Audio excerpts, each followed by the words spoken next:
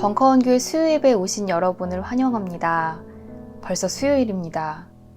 매일매일 분주하게 살아가는 날들 가운데서 이 시간 우리가 무엇을 위해 그렇게 분주하게 살아가고 있는지를 돌아보고 멈추어서 숨을 고르는 시간이 될 수 있기를 바랍니다. 묵도하심으로 7월 19일 수요예배를 하나님께 드리겠습니다.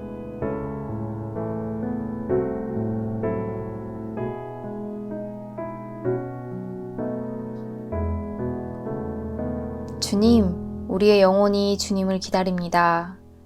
우리에게 주님의 길을 보여주시고 우리가 마땅히 가야 할 그 길을 가르쳐 주십시오. 주님, 올해도 큰 비에 많은 사람이 목숨을 잃었습니다. 주님의 길, 생명의 길이 아니라 돈의 길, 효율의 길, 우상의 길을 걸어가는 우리의 발걸음을 멈추어 주시고 주님께로 돌이킬 수 있도록 인도하여 주시옵소서. 이 시간 주님의 말씀을 읽으며 주님의 길을 깨닫게 하시고 깨달은 그 길을 주저하지 않고 걸어갈 수 있도록 용기를 주시옵소서. 예수님 이름으로 기도드립니다. 아멘.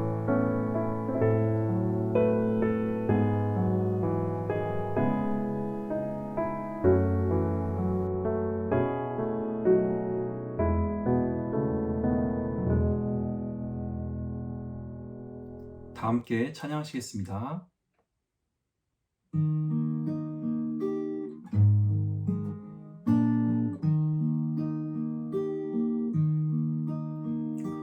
내 맘에 주여 소망 되소서. 주 없이 모든 일 헛되어라.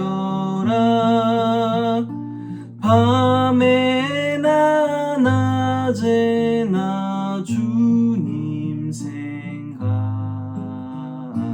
잘 때나 깰 때 함께 하소서. 지혜의 주여 말씀으로써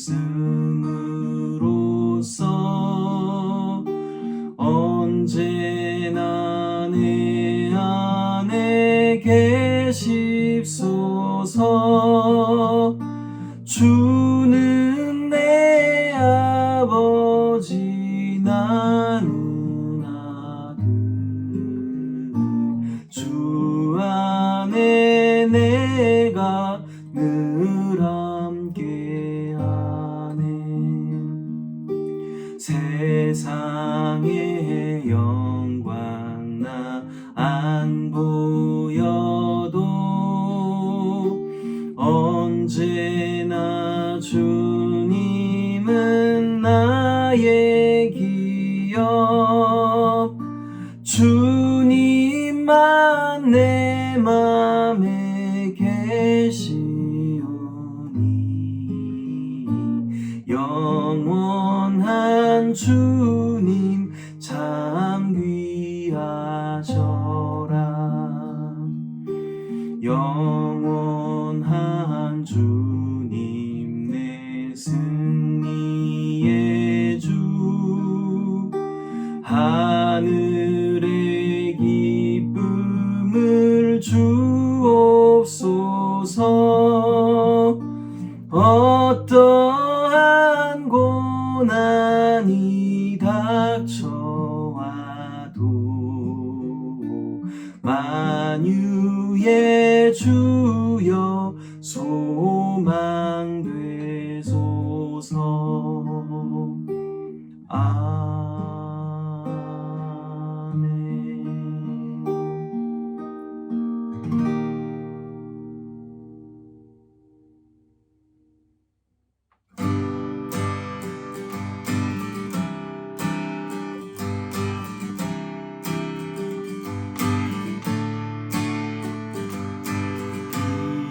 내 아무 증거 아니 되어도 믿음만을 가지고선을 걸으며 우리의 아무 소리 아니 들려도 하나님의 약속 위에 서리라.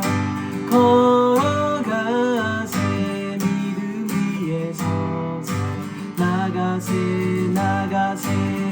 의심 버리고 걸어가세. 믿음 위에 서서 눈과 귀에 아무 증거 없어도 이 눈이 보기에는 어떠하든지 이미 얻은 증거대로는 믿으며 이 맘에 의심 없이 살아갈 때에 우리 소원 주 안에서 이루리. 걸어가세. 믿음 위에 서서 나가세 의심 버리고 걸어가세. 믿음 위에 서서 눈과 귀에 아무 증거 없어도 주님의 거룩함을 두고 맹세한 주 하나님 아버지는 참 이쁘다. 그 귀한 모든 약속 있는 자에게 능치 못할 무슨 일이 있을까. 걸어가세. 믿음 위에 서서 나가세 의심 버리고 걸어가세. 믿음 위에 서서 눈과 귀에 아무 증거 없어도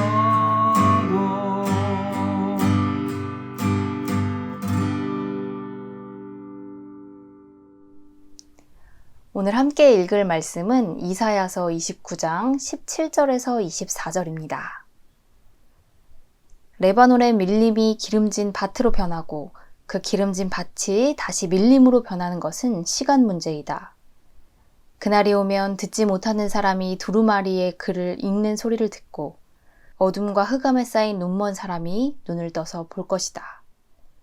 천한 사람들이 주님 안에서 더없이 기뻐하며 사람들 가운데 가난한 사람들이 이스라엘의 거룩하신 분 안에서 즐거워할 것이다. 포악한 자는 사라질 것이다. 비웃는 사람은 자취를 감출 것이다. 죄지을 기회를 엿보던 자들이 모두 끝장날 것이다. 그들은 말 한마디로 사람에게 죄를 뒤집어 씌우고 성문에서 재판하는 사람들을 올무에 걸리게 하며 정당한 이유 없이 의로운 사람의 권리를 박탈하던 자들이다. 그러므로 아브라함을 구속하신 주님께서 곧 야곱 족속의 주 하나님께서 이렇게 말씀하신다. 이제 야곱이 다시는 부끄러움을 당하지 않을 것이고 이제 그의 얼굴이 다시는 수모 때문에 창백해지지는 않을 것이다. 야곱이 자기의 자손들 곧 그들 가운데서 내가 친히 만들어준 그 자손을 볼 때 그들은 내 이름을 거룩하게 할 것이다. 야곱의 거룩한 분을 거룩하게 받들며 이스라엘의 하나님을 경외할 것이다. 그래서 마음이 혼미하던 사람이 총명해지고 거스르던 사람이 교훈을 받을 것이다. 아멘. 큰 비로 많은 분들이 목숨을 잃었습니다. 자연재해를 인간이 어쩌겠냐는 목소리들이 있지만 자세히 들여다볼수록 자연재해가 아니라 완전한 인재, 인간의 욕심과 부주의가 빚어낸 참사라는 사실을 알게 됩니다. 지구 생태계를 위협하는 인간의 이기적인 생활 양식은 이상기후라는 비극을 불러왔고 또 돈이 되면 산도 파헤치고 강도 파헤치는 인간의 무지함과 무례함은 수많은 희생을 희생시키는 그런 터전을 만들었습니다. 권력 유지에만 목적이 있는 사람들, 또 자기 자리만 보전하기 위해 일하는 사람들은 이미 존재하는 재난 시스템마저 무용지물로 만들어버렸고 또 책임 있는 자들은 책임 회피에만 급급한 모습을 보여주고 있습니다. 그래서 그 피해는 고스란히 가장 연약한 사람들, 가장 죄 없는 생명들이 다 짊어지고 있습니다. 청주 오송 지하차도 참사를 비롯해 수해로 인한 희생자가 40명이 넘었습니다. 수해로 인한 피해가 계속해서 늘어나고 있는데도 가장 큰 책임자인 대통령은 국익을 위한다면서 귀국 일정을 연기해 늦게 들어오기도 했습니다. 이런 상황에서 대통령실은 대통령이 당장 서울로 뛰어가도 상황을 크게 바꿀 수 없다는 발언을 해서 공분을 사기도 했습니다. 물론 대통령이 비를 그치게 할 수는 없겠지요. 그러나 적어도 국민 전체의 안전과 생명을 책임지는 대통령으로서 국민들에게 국가 시스템이 작동하고 있다는 안심의 메시지는 줄 수 있습니다.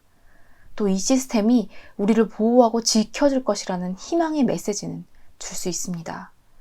이런 것조차도 줄 수 없는 그런 제도, 그런 시스템, 그런 상황, 얼마나 좌절스럽습니까?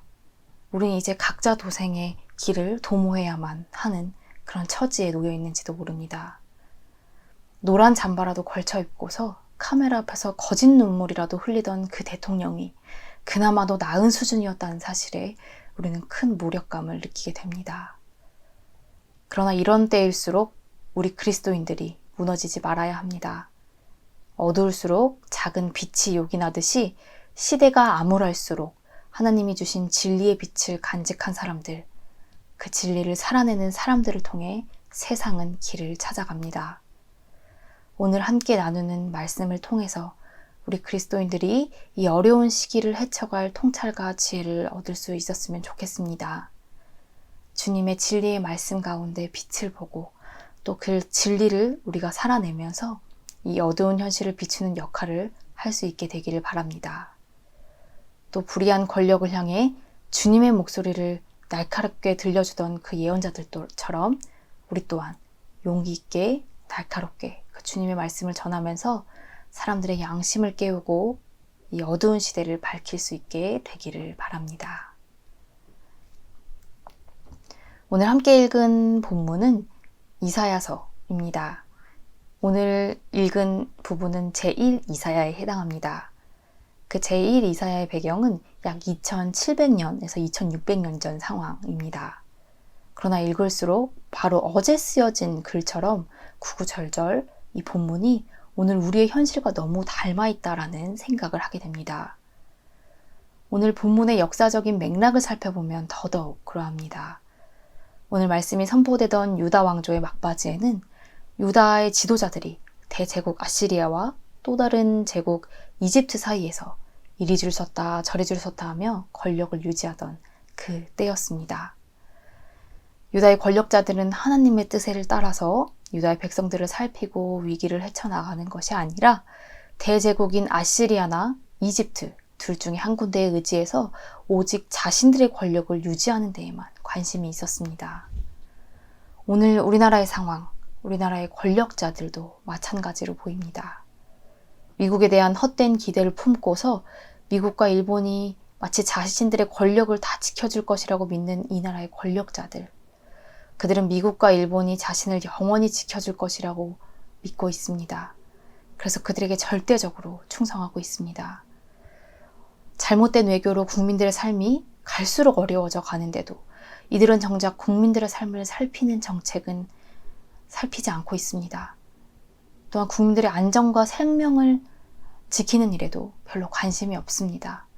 그들은 오로지 자신들의 권력 유지에만 관심을 두고 미국과 일본에 순종합니다. 또한 검찰과 언론을 장악하면서 국민들의 눈과 귀를 어둡게 하고 또 자신들의 권력에 위협이 될 만한 존재들을 제거하는 방식으로 자신들의 권력을 유지하는 데에만 혈안이 되어 있습니다. 그들은 오늘 본문의 21절 말씀처럼 말 한마디로 사람에게 죄를 뒤집어 씌우고 성문에서 재판하는 사람을 올무에 걸리게 하며 정당한 이유 없이 의로운 사람의 권리를 박탈하는 자들입니다. 글자 그대로 아무 죄 없는 국민을 간첩으로 몰았던 검사가 이 나라의 공직기강 비서관 자리를 차지하고 있습니다. 또한 이 나라의 대통령이 만들었던 그 판사들을 사찰하는 문건이 발견되었는데도 별 문제 없이 덮어지는 이 현실은 이 말씀이 2600년 전의 이야기만은 아니라는 사실을 우리에게 말해줍니다. 여전히 우리는 이사야 예언자가 전하는 그 희망이 너무나 절실한 날을 살고 있고 그 구원의 소식이 너무나 간절한 그 시대를 살아가고 있는 것입니다. 이사야 예언자는 이렇게 어두운 현실 가운데서 구원과 희망이 이루어질 그날을 노래합니다. 그날이 오면 듣지 못하는 사람이 두루마리의 글을 읽는 소리를 듣고 또 어둠과 흑암에 쌓인 눈먼 사람이 눈을 떠서 볼 것이다. 두루마리에 적힌 글은 이미 우리에게 주어져 있는 하나님의 말씀을 의미합니다. 하나님의 말씀이 이미 우리에게 주어져 있다고 하지만 그런데 우리는 그것을 알아차리지 못할 때가 더 많습니다. 왜냐하면 원하는 대로 우리의 욕심과 욕망의 바탕에서 주님의 말씀을 읽고 주님의 말씀을 받아들이기 때문입니다. 그러나 이제 곧 그 진리의 말씀이 환히 드러나서 귀가 뜨이고 눈이 트이고 이제 그 의미를 깨닫게 되리라고 이사야 예언자는 선포합니다. 그런데 이 말씀을 뒤집어서 생각해보면 우리가 계속해서 원하는 대로 우리의 욕심과 욕망의 바탕에서 주님의 말씀을 읽는다면, 그래서 그 진리의 말씀을 우리가 알아차리지 못하게 된다면 구원의 그날, 희망의 그날은 점점 더 요원해질 것이라는 것을 오늘 말씀은 의미하기도 합니다. 오늘 한국 교회에서 말씀이 잘못 사용되는 그 상황을 생각해보면 이해하기 쉽습니다. 십자가를 지라는 주님의 부탁마저 복을 누리는 약속으로 읽는 그런 믿음이 한국 교회에 너무나 만연합니다. 그러나 그런 눈으로는 주님의 말씀이 전하는 십자가의 진리를 알기 어렵습니다. 또한 서로 사랑하라는 성서의 정신, 그 성서 전체를 꿰뚫는 정신을 외면하고서 성서 속 한두 구절로 다른 사람을 정죄하고 혐오하는 그런 사람들, 주님의 말씀에 담긴 사랑과 생명의 진리를 알지 못하는 그런 사람들이 이 세상에 너무나 만연합니다. 그러나 혐오의 눈이 아니라 사랑의 눈으로, 오로지 복을 비는 눈이 아니라 십자가를 보는 눈으로 이제 주님의 말씀을 새롭게 만나지 않는다면 주님의 참 복음이 전해지고 참 구원이 전해지는 그 날은 이제 우리에게 점점 더 요원한 날이 될지도 모릅니다. 그렇다면 우리는 어떻게 우리 닫혔던 귀를 열고 어두워졌던 눈을 열어서 주님의 말씀을 새롭게 만날 수 있을까요? 19절은 닫혔던 귀가 열리고 어두워졌던 눈이 뜨여지는 자리가 어디인지를 알려줍니다. 천한 사람들이 주 안에서 더없이 기뻐하며 가난한 사람들이 이스라엘의 거룩하신 분 안에서 즐거워할 것이다. 이렇게 전하는 19절의 말씀은 천한 사람들의 자리, 가난한 사람들의 자리 한가운데서 그 말씀의 진리가 드러날 것이라고 전합니다. 천한 사람과 가난한 사람들의 자리 한가운데서 우리는 우리의 닫힌 귀가 열리고 어두워졌던 눈이 뜨여지는 역사를 체험하게 될 것이라는 사실입니다. 새로운 눈으로 주님의 말씀을 새롭게 만나게 하는 자리, 그래서 그날의 희망과 구원을 맛볼 수 있는 자리는 바로 비천한 사람들의 자리, 세상이 가난하다, 비천하다, 낙인 찍힌 사람들의 자리인 것입니다. 성경은 계속해서 이 비천하다고 여겨지는 사람들과 가난하게 된 사람들이 기쁨을 누리는 그때가 바로 그날, 하나님께서 약속하신 그날이라고 전합니다. 그리고 바로 그날은 포악한 자들과 비웃는 자들이 사라지고 죄지을 기회를 엿보던 자들도 끝장나는 날이라고 전합니다. 이 포악한 자들, 비웃는 자들, 죄지을 기회를 엿보던 자들이 누구입니까? 바로 앞서 말했던 자신의 권력으로 다른 사람들에게 죄를 씌우고 자신의 권력으로 다른 사람들의 마땅한 권리를 박탈하던 그 자들입니다. 이사야가 전하는 그날은 바로 이런 자들이 사라지는 날입니다. 이런 자들이 완전히 자취를 감추는 그날에 바로 천한 사람들과 가난한 사람들이 하나님 안에서 기쁨을 누리게 되는 것이고, 바로 그날이 비로소 주님의 이름이 거룩하게 되는 날이다 라고 오늘 이사야 예언자는 전하는 것입니다. 하나님의 이름을 거룩하게 한다는 것은 하나님의 뜻이 사람들 사이에서 온전히 이루어지는 것을 뜻합니다. 나 혼자만 하나님의 말씀을 묵상하고 또 혼자만 실천하면서 혼자만 거룩해지는 것이 아니라 사람들 사이에서 이 세상 사람들과 함께 이루어가는 세상 한가운데서 하나님의 뜻을 이루어가는 것이 바로 하나님의 이름을 거룩하게 한다라는 것의 의미인 것입니다. 우리는 하나님의 거룩을 그동안 교회 생활에서 성실하게 교회 생활하면서 닮을 수 있다고 생각했습니다. 또는 스스로 도덕적으로 우월하게 살면서 도덕적 규율을 잘 지키면서 그 하나님의 거룩을 이룰 수 있다고 착각하며 살았습니다. 그러나 하나님의 이름을 거룩하게 한다는 것은 나 혼자 하나님처럼 구별되고 우월한 존재가 되려는 노력이 아니라 이 세상 한가운데서 하나님의 뜻을 온전히 이루기 위해서 애쓸 때 그 가운데서 가능하다라고 오늘 이사야 말씀은 우리에게 전합니다. 오늘 17절의 말씀, 레바논의 밀림이 밭이 되고 또 밭이 레바논의 밀림이 된다는 이 말씀은 권력자들이 가장 비천한 자리로 가게 되고 가장 비천하다고 여기던 사람들이 가장 귀하게 되는 그 이 세상의 질서의 전복을 의미합니다. 세상이 천하다고 낙인 찍은 그 사람들이 가장 귀하게 여김을 받게 되는 그 과정 가운데서 세상이 가난하게 만들어버린 그런 사람들이 마땅히 자기가 누릴 것들을 누리게 되는 그 과정 가운데서 온전히 하나님의 뜻이 이루어질 것입니다. 또한 오늘 그 17절의 말씀처럼 그리고 그 이어지는 말씀처럼 그 과정 가운데에는 그들에게 무능하다는 죄를 뒤집어 씌우고 그들의 권리를 함부로 박탈하려던 그 권세자들이 이 땅에서 사라지는 일이 포함되어야 합니다. 이 땅에서 사회적 관계 안에서 공동체 안에서 이 권력의 횡포가 뒤집어지고 그리고 빼앗긴 권리를 되찾는 일이 일어날 때 그 가운데서 바로 하나님의 뜻이 바로 세워진다라는 것이 참 의미를 찾을 것이고 우리가 하나님의 이름을 거룩하게 한다라는 말씀의 의미가 바로 세워지는 것입니다. 사랑하는 교우 여러분, 오늘 말씀이 선포하는 그날, 이 이사야 예언자가 노래하는 그날은 주님의 뜻이 이 땅에서 바로 세워지고 주님의 이름이 거룩하게 되는 그날입니다.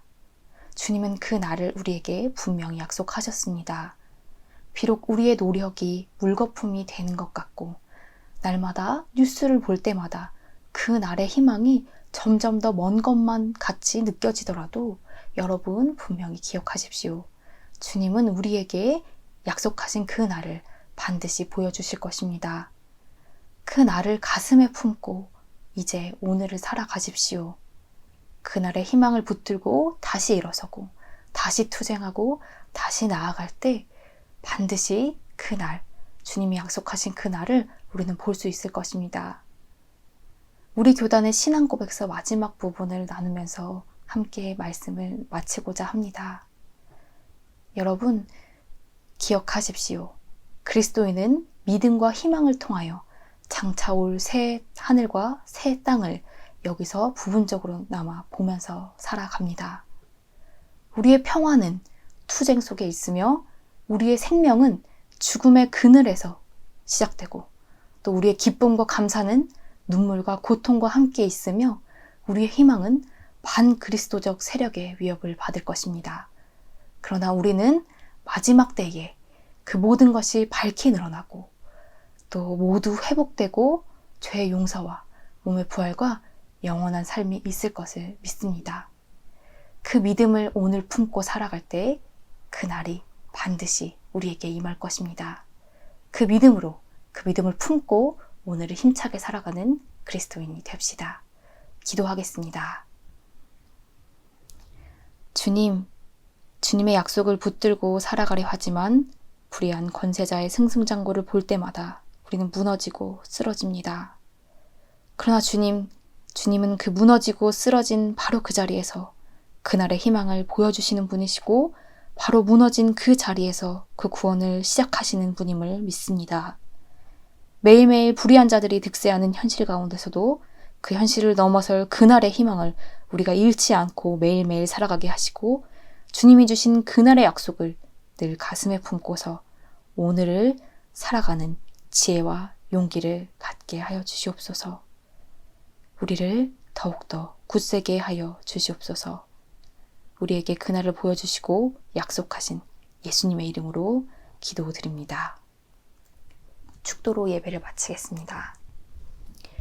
지금은 가장 낮은 자리에서 그날의 희망을 보여주신 예수님의 은혜와 우리를 통해 구원을 이뤄가시는 그 하나님의 사랑과 어둠 속에서도 빛을 보게 하시고 절망 가운데서도 희망을 보게 하시는 성령님의 매일매일의 역사하심이 그날의 소망을 품고 오늘을 살아가려는 우리 모두에게 영원토록 함께 하시기를 간절히 축원합니다. 아멘.